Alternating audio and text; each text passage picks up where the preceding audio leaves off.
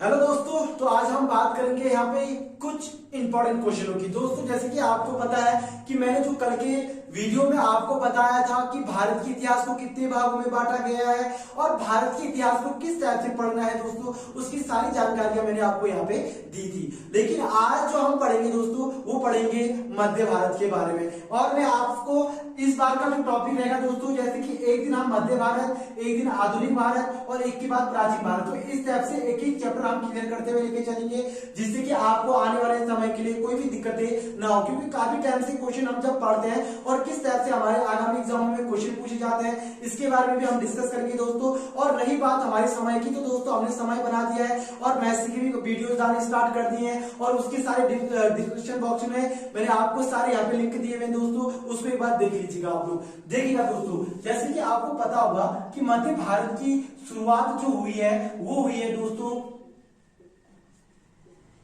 सबसे पहले ध्यान दीजिएगा, मध्य भारत की जो शुरुआत हुई है वो हुई है दोस्तों 712 ईस्वी में। 712 में भारत में मुस्लिमों का आक्रमण होता है और 712 से ही हम मध्य भारत की एक शुरुआती दौर क्लियर करते हैं। और उसमें हम पढ़ते हैं कि 712 में मोहम्मद बिन कासिम, ये पता होगा दोस्तों, मोहम्मद बिन कासिम भारत पर आक्रमण करता है। और जब यह भारत पर आक्रमण करता है दोस्तों, तो भारत में एक अरब शासकों की, यानी कि अरब देशों की एक संपन्न जो आक्रमण माना जाता है, जो एक संपूर्ण रूप से जो उनका आक्रमण माना जाता है दोस्तों, वो माना जाता है 712 ईस्वी में।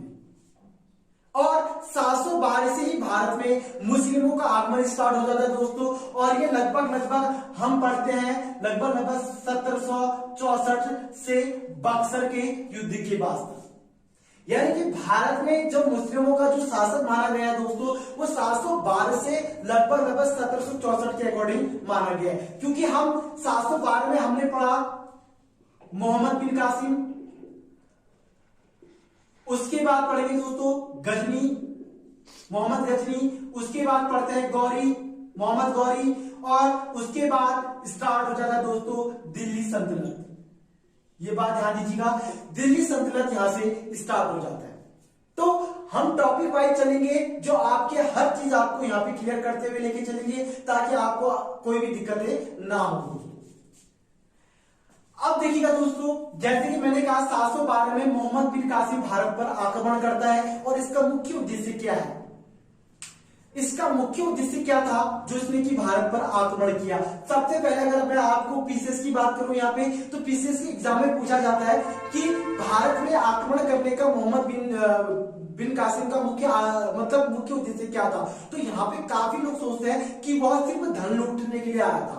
तो दोस्तों मैं आपको बता दूं कि मोहम्मद बिन कासिम सिर्फ धन लूटने के लिए नहीं, वह अपने धर्म का प्रचार करने के लिए आया था। वह अपने इस्लाम धर्म का प्रचार करने के लिए आया था। और उसके बाद जब उसने भारत में इस्लाम धर्म की प्रचार प्रसार करने स्टार्ट की, तो उसके बाद हमारे भारत में मुस्लिमों का आगमन स्टार्ट हुआ। 712 में जब ये आया दोस्तों, सबसे पहले ध्यान दीजिएगा, यह अपने धर्म का प्रचार करने आया। दूसरा, यह भारत में धन संपत्ति को लूटने आया और कुछ समय के बाद इसकी डेथ हो गई दोस्तों। ये ध्यान दीजिएगा, इसका ज्यादा ब्यौरा नहीं दिया गया है। और इसके बीच में जो आए गए हमारे शासक हैं, उनका भी ज्यादा कोई खास ब्यौरा नहीं है दोस्तों। उसके बाद अगर मैं बात करूं यहाँ पे दूसरे शासक की, तो वह है दोस्तों गजनी। और गजनी का जो आक्रमण माना जाता है भारत में, वह माना जाता है दोस्तों 1001 से 1027 तक कंटिन्यू। 1001 से 1027 तक यह भारत में कंटिन्यू आक्रमण करता है। और जब यह आक्रमण करता है भारत में, तो लगभग 17 बार ये भारत पर क्या करता है? आक्रमण करता है दोस्तों। अब यहां पे देखिएगा, जब गजनी, सबसे पहले इसको क्लियर करके हम देखिएगा,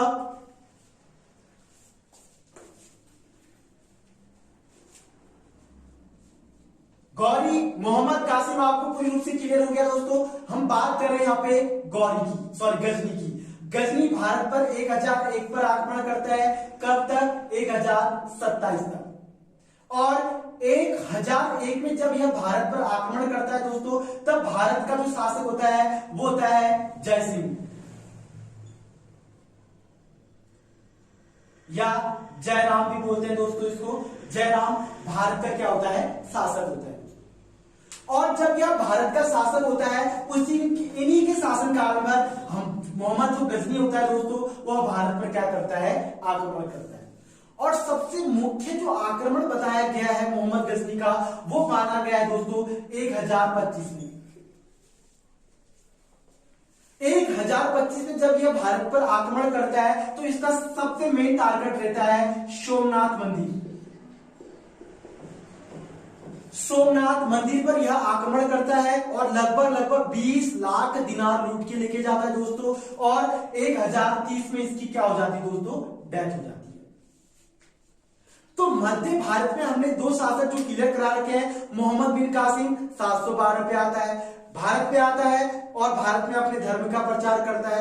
और 1001 में मोहम्मद गजनी आता है। उस समय भारत का जो शासक होता है दोस्तों, जैसे मैंने यहाँ पे लिखा है जयराम, या इसको हम बोलते हैं जयपाल। दोस्तों इसके अलग अलग नाम भी क्लियर हो सकते हैं, ध्यान दीजिएगा। जयपाल भी हम इसको क्या कहते हैं दोस्तों। सबसे पहले एक बार क्लियर कीजिएगा, जयराम और जयपाल। जयपाल जयराम के नाम से भी क्या किया जाता है दोस्तों, इसको जाना जाता है। और 1025 में जब यह भारत के सोमनाथ मंदिर पर आक्रमण करता है, तो यहां से 20 लाख दिनार लूट के लेके जाता है दोस्तों। 20 लाख दिनार लूट के लेके जाता है और 1030 में इसकी क्या हो जाती है दोस्तों, डेथ हो जाती है। इसका रीजन क्या है, क्योंकि 1027 में जब भारत पर अंतिम बार आक्रमण करता है, तो इसका आक्रमण एक मुगलों के साथ हो जाता है दोस्तों, मुगलों के साथ हो जाता है और मुगलों के साथ ही पराजित हो जाता है। और कुछ समय यानी कि 1030 में इसकी क्या हो जाती है दोस्तों, डेथ हो जाती है। अब अगर हम बात करें यहां पे मोहम्मद गौरी की, अगर हम यहां पे बात करें मोहम्मद गौरी की, तो गौरी का जो वीडियो होगा दोस्तों, वो मैं आपको नेक्स्ट वीडियो में क्लियर कराऊंगा। अगर ये वीडियो पसंद आए तो दोस्तों जरूर आप सब्सक्राइब और लाइक करना ना भूलिएगा। जय हिंद।